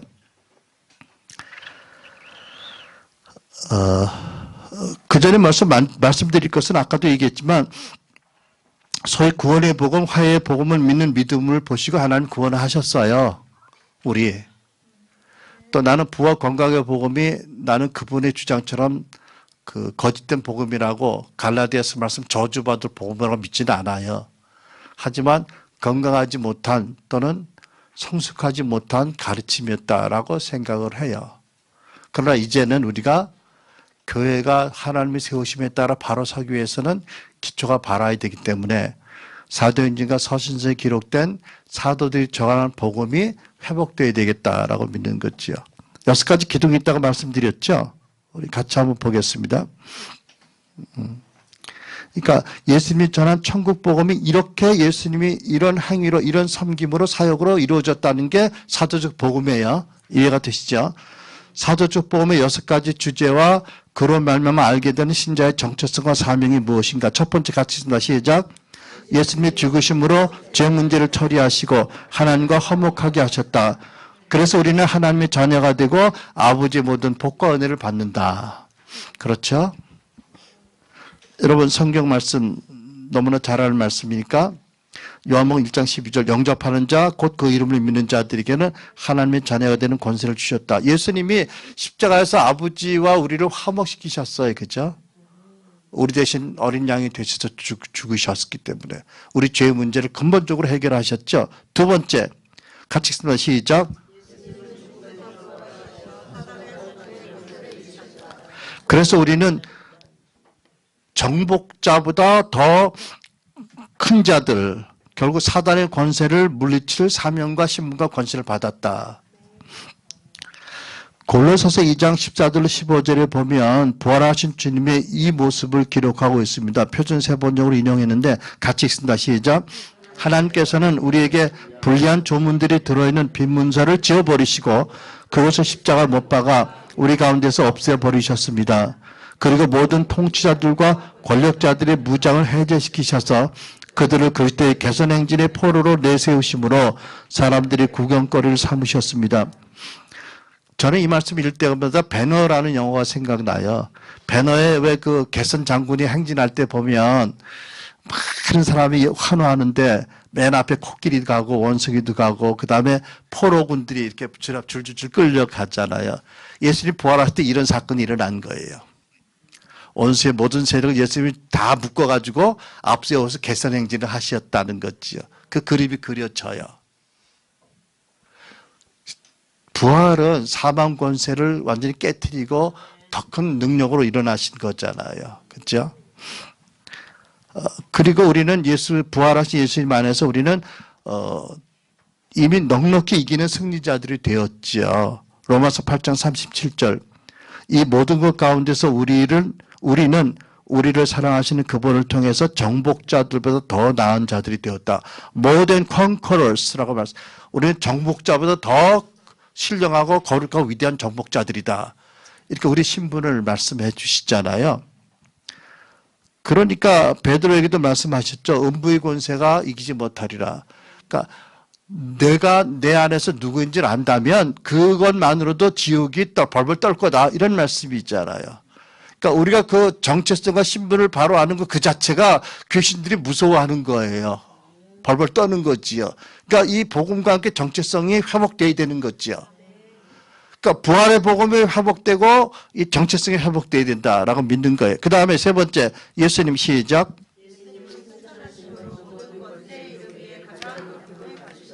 우리도 그리스도 안에서 왕의 사명과 권세받은 자들로서 지상대명령에 순종해서 하나님 나라를 섬겨야 된다. 저는 지상대명령이 천국복음을 이 땅에 선포하신 목적을 이루기 위한 전략이에요. 그러니까 예수께서 가르치신 모든 것을 가르쳐 지키게 해서 결국 개개인과 나라들을 예수님 제자 만들어라. 그 목적이 하나님 나라가 충만히 임하도록. 그렇잖아요. 그죠? 그러니까 저는 교회가 지상대명령에 헌신하는 것이 굉장히 중요한 사명이다. 최고의 사명이라고 믿어요. 그게 지상대명령이 있잖아요. 지상대명령의 핵심은 제자 만드는 거예요. 제자 만들기 위해서 가는 거고 가르쳐 지키게 하고 세례도 주고 그래서 예수님이 하신 일을 하게 하는 거잖아요. 그래서 결국은 그들을 통해서 하나님 나라가 이 땅에 구체적으로 확장되게 하는 게 목적이 있지요. 자, 그래서 이제 이 복음의 세 번째 기둥 예수님은 천국 보자 시작. 하나님 나라 왕이 되셨다. 왕의 사명과 권세 받은 자들로 우리는 지상대명에 순종해서 하나님 나라를 섬겨야 한다. 긴 설명이 필요하지만 마태복음 24장을 보면 여러분 많은 분들이 마태복음 24장 말씀을 가지고 말세를 말씀하는데 사실은 마태복음 24장 25장을 정확히 보면 23장부터 그 모든 예언이 너희들 시대에 이루어질 거라고 두 번이나 말씀하셨어요. 물론 예수님 마음이 2000년 후를 염두에 두셨는지 모르지만 문맥상으로 보면 그거는 그 당시에 일어날 일을 말씀하신 거예요. 성전이 무너진 것과 더불어 그 디도 장군의 7군단 때문에 예루살렘이 철저히 파괴된 그거예요. 사실은. 그렇잖아요. 정확히 보면. 그런데 거기 보면 제자들이 주에 임하시면 무슨 징조가 있겠습니까? 질문을 해요. 거기 세 가지 질문이 세 가지가 이거거든요. 무슨 뜻이냐면 이들은 메시아가 육신의 지상의 왕으로 알아서 언제 이스라엘 왕으로 취임하시겠습니까? 이런 뜻이에요. 근데 예수님께서 뭐라고 말씀하시냐면 내가 천국 가서 성령의 권능으로 임하는 걸 보면 내가 왕으로 내 자리에 착정한 것을 믿어라. 이런 말씀으로 설명을 쭉 하셨어요. 여러분 생각해 보세요. 제자들이 예수님 승천한 걸 보는데 끝까지 못 보잖아. 망원경도 없고 망원경이 있어도 끝까지 못 보잖아요. 높이 올라가셔서 그 다음에 소식이 없어. 요즘같이 뭐 아이폰도 없고 뭐 없잖아요. 얼마나 궁금하겠어. 무사히 가셨을까? 아버지 하나님이 환영하셨을까? 무사히 입성을 하셨을까? 뭐 얼마나 궁금해요. 그러니까 예수님이 말씀하시는 것이 성령의 능력으로 임하는 것을 보고도 인자가 무사히 착장을 하라고 말씀하셨거든요. 그리고 오셔서 성령 오시게 얼마나 기뻐요. 아, 우리 주님이 무사히 도착하셨구나. 너무 궁금했는데 아버지가 기뻐 받으셨구나. 아버지 보좌 편에 하나님 나라 보좌 착장하셨구나. 그래서 성령을 보내시는구나. 미리 예언하신 대로 그게 얼마나 기쁘겠어요? 이런 뜻이거든요. 그 다음에 그 복음의 또 다섯 번째 핵심 같이 있습니다. 시작. 예수님은 그랬어요. 네. 땡큐. 네. 왜 이 중요한 걸 빠뜨렸을까? 죄송합니다. 같이 예수님을 승천하심으로 시작. 예수님을 승천하심으로 모든 곳에 모든 이름에 가장 높임을 받으셨다. 우리는 하늘 보지 않고 있다. 그리고 영광 오직 하나님께 돌려야 한다. 빌립보 2장 9절로 11절을 보면 하나님이 그를 지극히 높여 모든 이름에 뛰어난 이름을 주사 하늘에 있는 자들과 땅에 있는 자들과 땅 아래에 있는 자들로 모든 무릎을 예수의 이름에 꿇게 하시고 모든 입으로 예수 그리스도 주라 시인하여 하나님께 영광을 돌리게 하셨느라. 보세요. 예수를 구세주라 시인하여 영광을 돌린 게 아니에요. 그죠? 예수를 왕이라 시인해서 영광을 돌린다고 하셨어요. 하나님의 영광 받으시는 순간이 언제냐면 예수가 왕이라고 고백할 때예요. 물론 구원받은 감사로 예비하는 것도 받으시지만 하나님 정말 기뻐하는 것은 그 구세주가 지금 나의 왕이 되셨습니다. 내가 더 이상 내 인생의 왕이 아닙니다. 나는 왕의 보좌에서 내려오겠습니다. 아름다워서 예수님 내 인생의 왕이 되어주세요. 아까 우리 권사님 얘기하셨는데 너무 기막히게 당신의 왕좌에서 잘 내려오신 거예요. 내가 내 인생의 왕이 되면 생각해 보세요. 내가 내 인생을 다스려. 내가 왕이에요. 예수님은 구세주로 계세요. 그냥 적은 일은 관계하지 마시고 구세주로 계시고 이제 웬만한 일은 내가 다 할게요. 내가 왕이에요. 그럼 내 와이프는 내 토니밖에 물려가는 존재잖아. 그러면 내가 이제 왕이 또 되는 거예요. 그죠? 자식들. 이거 당연히 내가 왕이었죠. 그죠? 예수님이 왕으로 앉으실 데가 없으세요. 그러니까 여러분과 내가 인생의 왕좌에서 내려와야 돼요. 그리고 예수님 에베소 말씀처럼 믿음으로 그게 무슨 믿음이에요? 예수님 나의 구세주일 뿐 왕이십니다. 내가 사도적 믿음을 믿는 믿음으로 구합니다. 왕으로 오시옵소서. 이런 뜻이잖아요. 라우디아 교회가 예수님 들어오세요. 더 이상 밖에서 고생하지 마시고 왕으로 오십시오. 이런 거잖아요. 제가 또 생각나네요. 어느 집회 갔는데 아름다운 교회예요. 정말 훌륭한 교회, 제가 참 존경하는 교회인데 그 당시도 그랬고 지금 더 그렇지만 집회를 갔는데 우리 사모님하고 담임 목사님, 사모님 나란히 두 분이 앉으셨어요. 근데 두 분이 동일한 거의 비슷한 환상을 보셨어요. 한 분이 보신 모습은 예수님인데 두 분 다 예수님이 그때는 그 교회가 큰 교회 건물을 크게 터서 이제 예배 드렸는데 복도가 있었거든요. 밖에서 어떤 분이 왔다 갔다 하세요. 그리고 이렇게 창문에다 귀를 대시고 이러고 까치발을 들고 이렇게 들여다보셔. 누구셔요? 예수님. 또 한 분이 본 예수님은 이제 강대상의 의자에 앉으셨는데 대단히 유감스럽게 얇은 비단천으로 X자로 묶여 계세요. 근데 성령의 역사는 엄청났거든. 하나님의 권능으로 성령의 속사람을 강건하게 하듯이 하셨는데 예수님은 왕으로 환영을 못 받고 계셨던 거예요. 이게 우리 개인의 모습인지 교회 공동체의 모습인지. 근데 하나님은 예수가 주라고 고백할 때 영광을 받으신대요. 그런데 하나님께서는 에베소 2장 6절 그리스도 예수 안에서 우리를 그분과 함께 살리시고 뿐만 아니라 하늘에 함께 앉게 하셨대요. 우리는 지금 여기 앉아있지만 우리는 또한 영적으로 보면 예수님 보좌에 함께 앉아 있어요. 어마어마하게 높아진 거죠.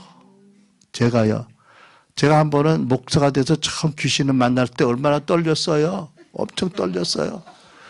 우리 교회 40일 금식 3번 하신 권사님이 늘 그런 일을 맡아주셨는데 하필 또 안 계셨어요. 그래가지고 목사님 오시려는데 떨리더라고. 근데 택시 타고 오는데 또 우리 부부가 엄청 싸웠어. 같이 합심 기도해도 모자랄 판에. 또 짧게 얘기하는데 이게 다 내 책임이에요. 저 사람은 안 돼. 99% 내 책임이에요. 모든 게. 근데 그 귀신 들린 사람이 눈이 새파랗다고 고양이에서 빛나 고양이 눈깔 같이 이렇게. 그리고 깜깜한 방에 책상에 뚝 앉아있어. 뭐 자기가 부처인지 앉아가지고. 엄청 무거워요. 조그만 사람들이 못 들어요. 근데 간략하게 나를 딱 보더니 요 새끼가 한 방 치면 날아가 버릴 새끼가 너 예수 쫄병 왔구나? 근데 얼마나 고마워. 나를 인정해줘서. 비록 장교도 아니고 하사관도 아니죠. 쫄병이라지만 내가 예수님 쫄병이라고 얼마나 감사한지 몰라. 근데 제가 보통 그날 이상하게 하나님이 그 영혼에 대한 불쌍한 마음을 주셨어요. 그래서 참고 달래고 예배드리자고 내 앞에 앉히고 근데 막 치려고 그러고 난리가 났는데 어쨌든 그래도 그 하나님의 도우심이 있으니까 옆에 앉혀서 이제 찬양 부르고 내가 계속 붙잡고 기도하잖아요. 불쌍히 해달라고. 근데 예배 중에 노래하는데 벌렁 뒤로 잡아지더라고. 근데 한참 있다 일어나더니 정자세를 하더니 아주 정중하게 해요. 그 귀신이 간 것 같아요. 제정신이 돌아왔어요. 그래서 복음을 전하고 얼른 나왔지. 다시 귀신 돌아올까 봐. 얼른 나왔지. 어쨌든 포인트는 그놈들도 알아보더라고. 내가 쫄병인 줄을.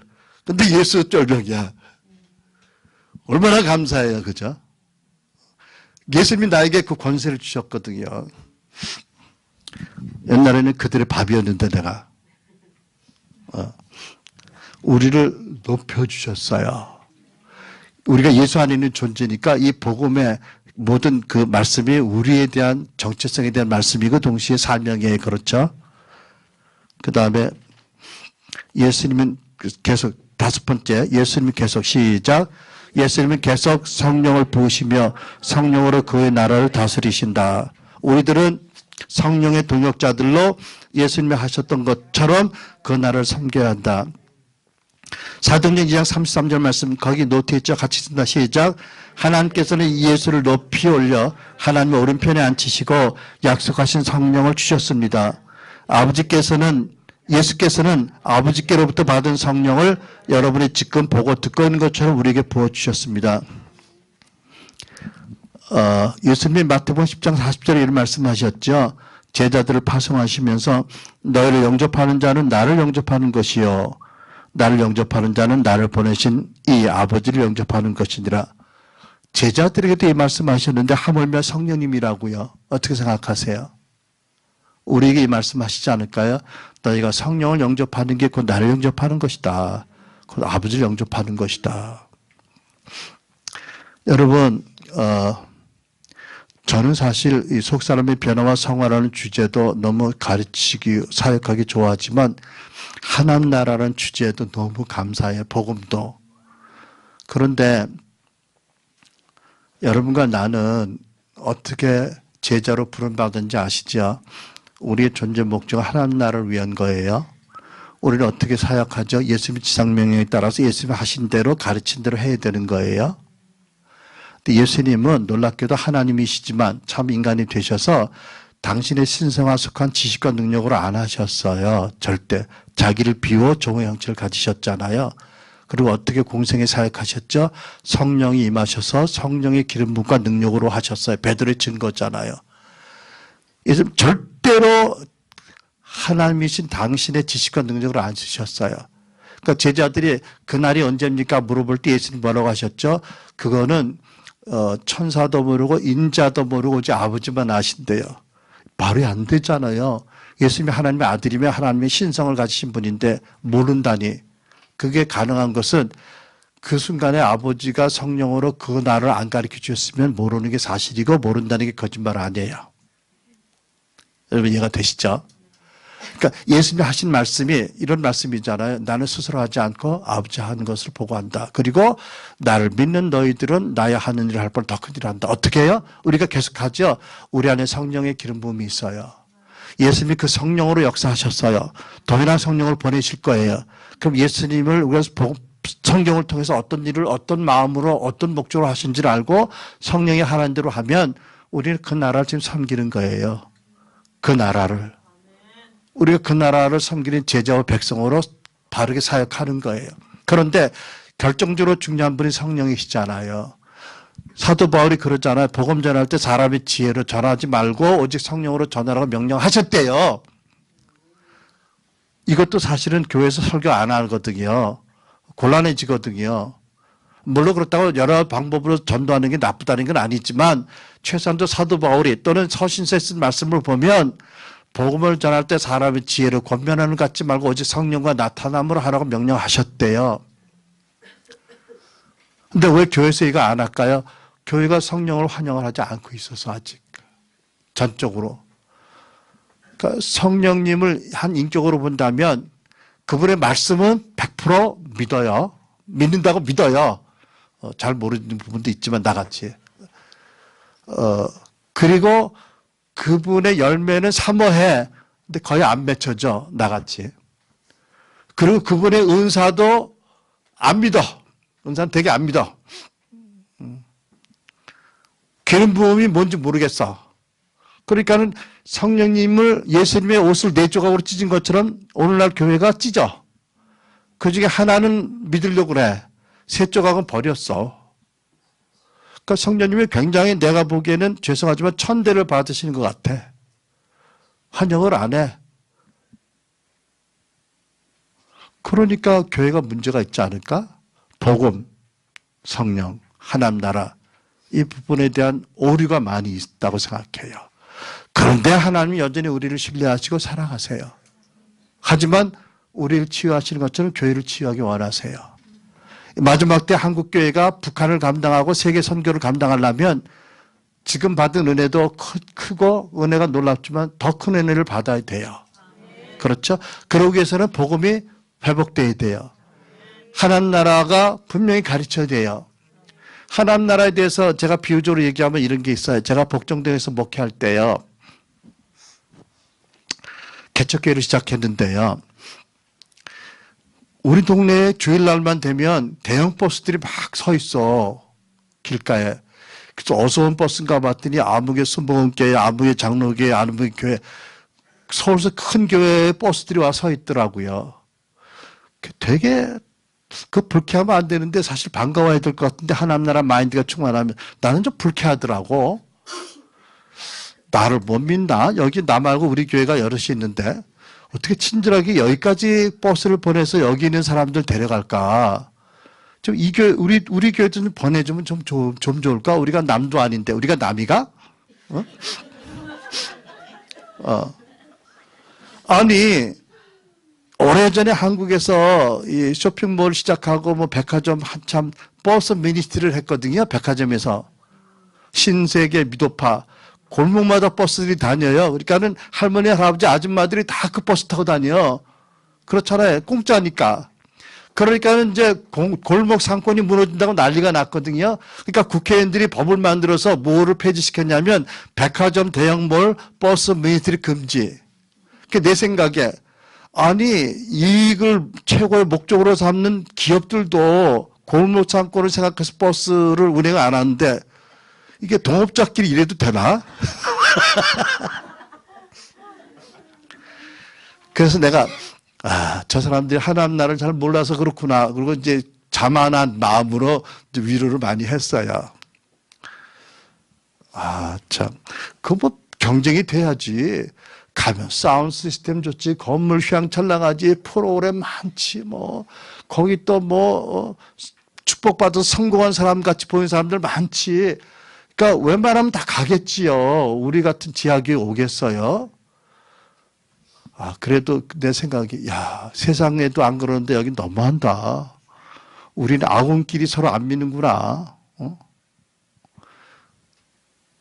근데 어떻게 보면 하나님 나라는 예수님의 절대절명의 그 주제, 진리에 대한 이해가 없기 때문에 경쟁하잖아요. 그래서 하나님 나라가 뼛속까지 스며들지 않았구나.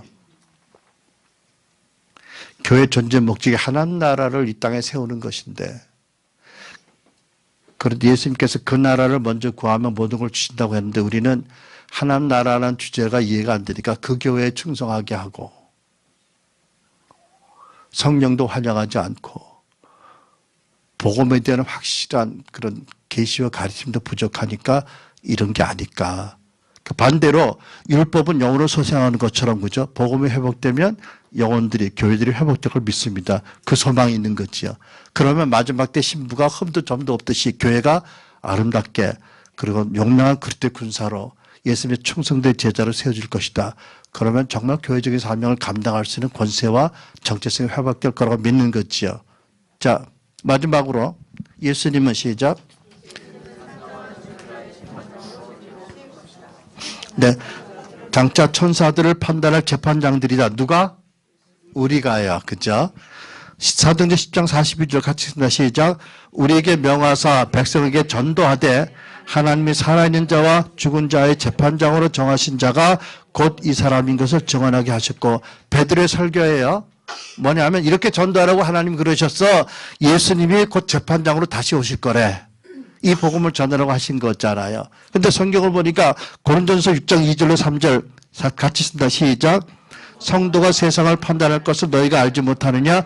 우리가 천사를 판단할 것을 너희가 알지 못하느냐? 네, 우리가 천사를 심판할 거래요. 어떤 천사? 악한 천사들. 여러분 우리 세미나 때 패밀리 스피릿이라는 친근한 영이라는 단어를 혹 들으셨을 텐데, 우리는 어떤 것을 믿냐면 그 사단은 하나님을 모방하는 자잖아요.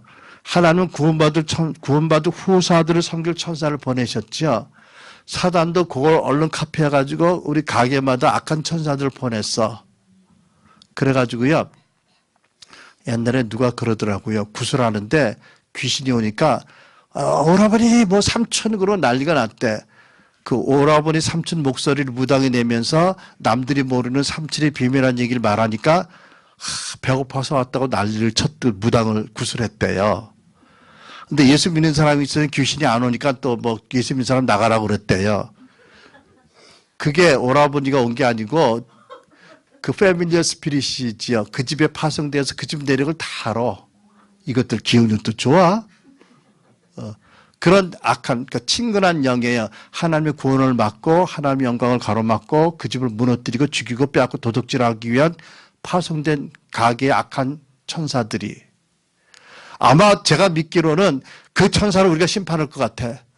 내가 죽일 거야, 그날은. 이제 아주 나를 그렇게 시험 들게 하고 그렇게 음란한 생각도 들게 하고 이것들 그냥 아주 그냥 그날을 모르지. 아무튼 심판할 거예요. 아멘. 여러분들은 착한 분이니까 그걸 뭐 심판할 일도 없을지 모르겠지만 아무튼 우리가 천사를 판단할 거야. 아멘. 예수님의 대심판장이고 나는 보조 심판으로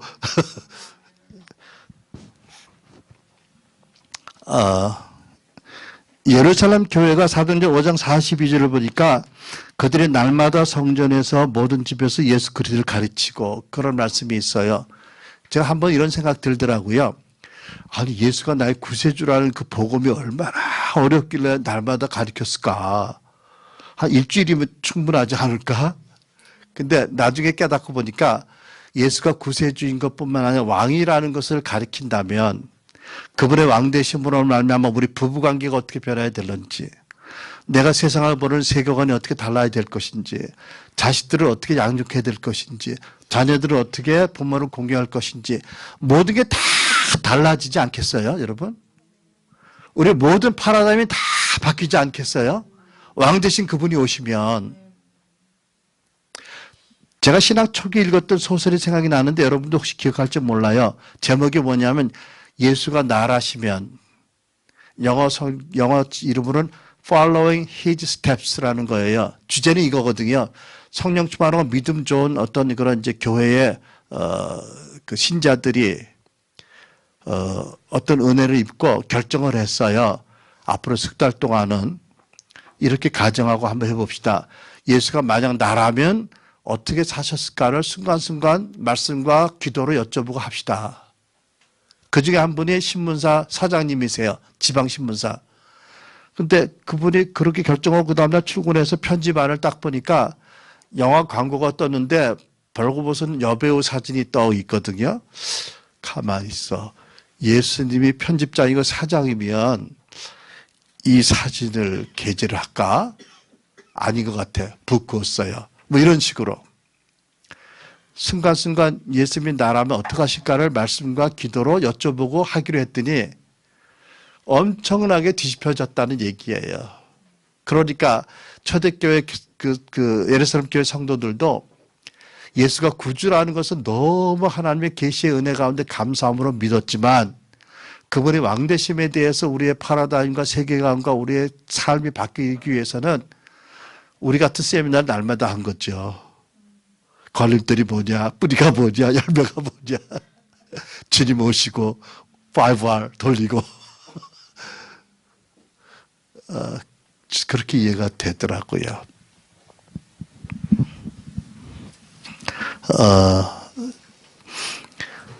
저는 여러분들이 동의가 되시면 또 제 노트를 가지고 집에 가셔서 보시고 과연 이것이 성경적이다라고 하시면 물론 당장 성도들에게 구원의 복음 전하는 걸 금지할 이유는 없어요. 그 성경적이거든요. 하나님 그 복음 듣고 구원을 해주세요. 하지만 첫째, 성도들을 훈련해서 가급적이면 이 베드로가 전하고 사도 바울이 전하고 성경이 기록된 복음을 전하는 훈련을 했으면 좋겠어요. 그게 어려우면 최소한도 천사가 전하는 복음이라도 확실히 이해하고 입으려면 그게 나오게 했으면 좋겠어. 메시아가 태어나는데 그분이 구세주시고 왕이더라. 하나님이 예수가 왕이라고 고백할 때 영광을 받으시더라. 그리고 교회 오면 예루살렘 교회 가듯이 예수가 왕 되심이 어떤 의미가 있는지를 우리가 어떻게 바뀌어야 될지를 차근차근 가르쳐서 영광의 복음에 합당한 교훈으로 가르쳤으면 좋겠어요. 그러면 깨끗한 마음을 갖게 될 거고요. 선한 양심을 갖게 될 거고요. 거짓없는 믿음을 갖게 될 거고 거기서 우러나는 사랑으로 하나님을 더 사랑하고 최고의 계명을 이루면서 이웃을 사랑하고 지상대명을 이룰 수 있는. 그리고 보세요. 성령을 우리 신앙 고백으로 늘 하지만 성령으로서 다스리잖아요. 예수님이요. 예수님이 아버지 보좌 우편에 계시고 그분은 시공간을 초월하는 분이니까 여러 가지 모습으로 오시지만 일단 성령을 부으셔서 교회에게 성령을 부으셔서 하나님 나라를 다스리게 하시잖아요. 그러니까 성령을 띄워놓고 하나님 나라를 생각할 수 없는 거예요. 성령을 띄워놓고 우리 개인의 성도의 삶이나 사역을 생각할 수 없잖아요. 그러면 성령에 대해서 우리가 훨씬 더 열려져야 될 거예요. 그죠? 지금 같지는 않은 거예요. 그러면 굉장히 다른 모습으로 교회가 세워질 거라고 믿습니다. 그래서 그런 교회가 세워질 때 음부의 권세가 흔들릴 것이고요. 묶고 푸는 권세가 나타나서 어마어마한 권세로 또한 굴림하는 것이 아니라 정말 주님의 그 겸손한 마음으로 섬기며 용서하며 사랑하면서 세상과 반대 정신과 하늘의 능력으로 교회적인 사명을 감당해서 아버지를 기쁘시게 하는 그리고 한국교회의 영광이 회복되는 초대교회의 거룩과 능력이 회복되는 그런 날을 꿈을 꿉니다. 저는 이것이 하나님 주신 꿈이라고 믿고요. 여러분들의 꿈들이 되기 바라고 이 꿈이 이루어지는 날들이 있기를 바랍니다. 아버지를 높여드리는 그날 그리고 교회는 모든 그 만물을 충만케 하신 자의 충만이라고 그랬잖아요. 믿음으로 그리스도가 마음 안에 계시게 되면 결국 아버지의 충만이 아직 한 번도 경험해 보지 못한 그 충만이 교회에 경험하게 될 거고요. 그 교회는 상상하지 못할 교회가 될 것이라고 믿습니다. 얼마나 교회가 감사하고 자랑스러울는지요. 여러분과 제 안에 우리 세대에 이런 영광스러운 복음과 영광스러운 교회가 회복되는 은혜가 있길 축복합니다. 기도하겠습니다.